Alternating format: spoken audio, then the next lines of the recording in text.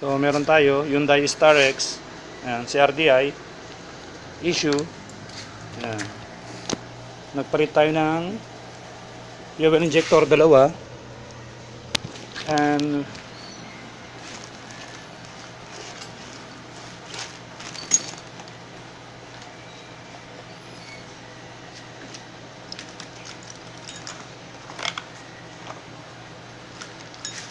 nagpalit tayo ng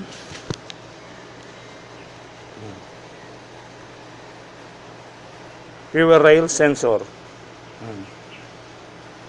Because of hard starting, we replace this one. Ito nakakabit. This is the sensor we replace. CRDI, Hyundai Starex.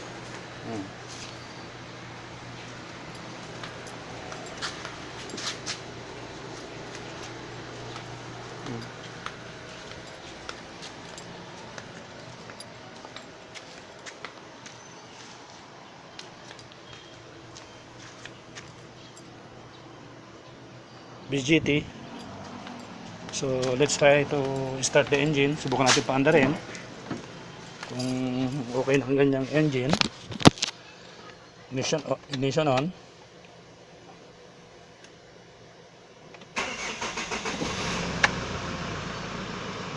So okay now. Okay na kumandar. So this is our Starex. We replace the fuel sensor.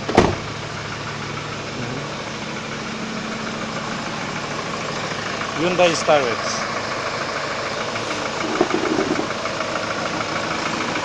Replace fuel rail sensor. Issue hard starting. Hard start. Hyundai Starex. Replace